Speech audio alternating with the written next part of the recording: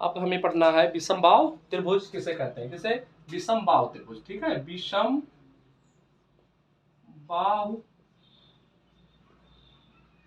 त्रिभुज। विषमबाहु त्रिभुज किसे कहते हैं? विषमबाहु। ठीक है, विषमबाहु। तो यह ऐसा त्रिभुज, ठीक है, क्या है? ऐसा त्रिभुज, विषम मतलब क्या है? जिसके क्या है? भुजाएं समान नहीं है। ठीक है, ऐसा त्रिभुज जिसकी भुजाएं समान नहीं है उसे हम क्या कहते हैं? विषम कहते हैं, विषम बाहु कहते हैं। ठीक है, और त्रिभुज मतलब जिसके 3 भुजाएं होंगी। ऐसा त्रिभुज जिसकी कोई भी भुजा आपस में बराबर नहीं होती है उसे हम क्या कहते हैं? विषमबाहु त्रिभुज कहते हैं। ठीक है, तो विषमबाहु त्रिभुज। ठीक है, ऐसा त्रिभुज जिसकी कोई भी भुजा आपस में बराबर नहीं होती। ठीक है, ये भुजा अलग है, ये भुजा आपकी अलग हो जाएगी, ये भुजा भी आपस में बराबर नहीं होती। ए बी और इसका नाम सी दे दें। ठीक है, तो क्या कहेंगे? ऐसा त्रिभुज जिसकी कोई भी भुजा आपस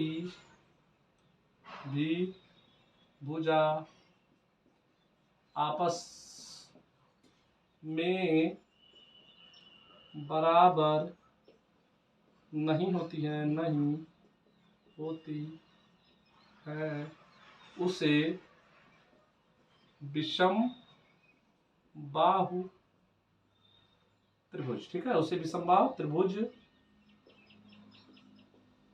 कहते,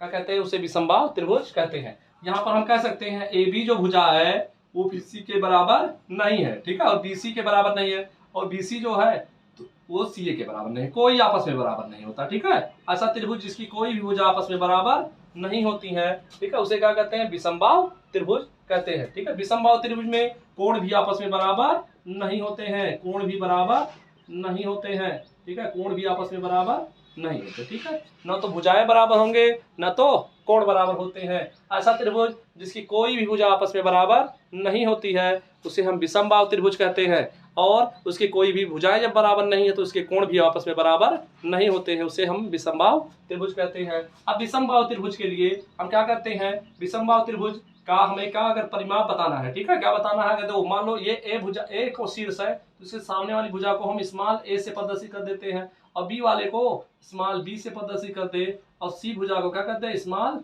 सी से प्रदर्शित कर दे, तो इसका परिमाप निकालेंगे। क्या? परिमाप निकालना रहे। ठीक है, क्या है? परिमाप निकालना है। तो परिमाप क्या होता है? तीनों भुजाओं का योग। ठीक है, क्या होगा? परिमाप होगा तीनों भुजाओं का योग, तीनों भुजाओं के योग के बराबर होता है। ये चीजें हो जाएंगी। अगर क्षेत्रफल निकालना है तो हमें सबसे पहले इसका क्या निकालते हैं? अर्ध परिमाप निकाल लेते हैं। क्या निकालते हैं? अर्ध परिमाप। अर्ध परिमाप क्या होता है? तीनों भुजाओं को जोड़ लेंगे और 2 से भाग दे देते हैं। तीनों भुजाएं मतलब ए बी प्लस सी, यानी कि ये भुजा प्लस ये भुजा, तीनों भुजाओं को जोड़ लेते हैं, 2 से भाग दे देंगे। ये क्या होगा? अर्ध परिमाप। अर्ध परिमाप को यश से प्रदर्शित करते हैं, जैसे ए प्लस बी प्लस सी बटे 2। इस सूत्र का प्रयोग करके यहाँ पर अब उसके बाद हीरोन सूत्र प्रयोग कर लेते हैं। क्या? हीरोन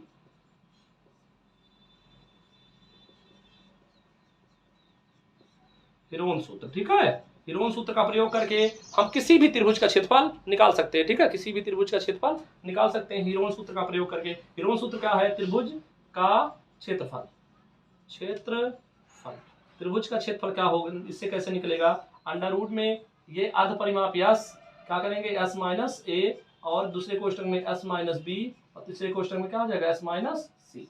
ठीक है, ये इस फार्मूले का प्रयोग करके हम किसी भी त्रिभुज का क्षेत्रफल निकाल सकते हैं। ठीक है, किसी भी त्रिभुज का क्षेत्रफल निकालना है आपको क्या करना है? हीरोन सूत्र का प्रयोग करके हम किसी भी त्रिभुज का क्षेत्रफल निकाल सकते हैं। ठीक है, अर्ध परिमाप मतलब तीनों भुजाओं को जोड़ देना है, 2 से भाग दे देते हैं, उसे अर्ध परिमाप कहते हैं। ठीक है, अर्ध परिमाप का प्रयोग हम क्या किसमें करते हैं? हीरोन सूत्र में प्रयोग करते हैं। ठीक है, आपको समद्विबाहु त्रिभुज का क्षेत्रफल निकालना है तभी हम हीरोन सूत्र का प्रयोग करके निकाल सकते हैं। ठीक है, और समबाहु त्रिभुज का निकालना है तो वहां पर भी हम हीरोन सूत्र का प्रयोग करके उसका क्षेत्रफल निकाल सकते हैं। किसी भी त्रिभुज का अगर क्षेत्रफल निकालना है, ठीक है, तो हम हीरोन सूत्र का प्रयोग करके उसके क्षेत्रफल निकाल सकते हैं। और परिमाप क्या होगा? किसी भी त्रिभुज का तीनों भुजाओं को जोड़ देंगे, वही उसका परिमाप कहलाता है। ठीक है, आज हम यहीं पर खत्म करते हैं, समाप्त करते हैं। ठीक है, आगे हम नेक्स्ट क्लास में, ठीक है, पढ़ेंगे कोणों के आधार पर त्रिभुज। ठीक है, धन्यवाद।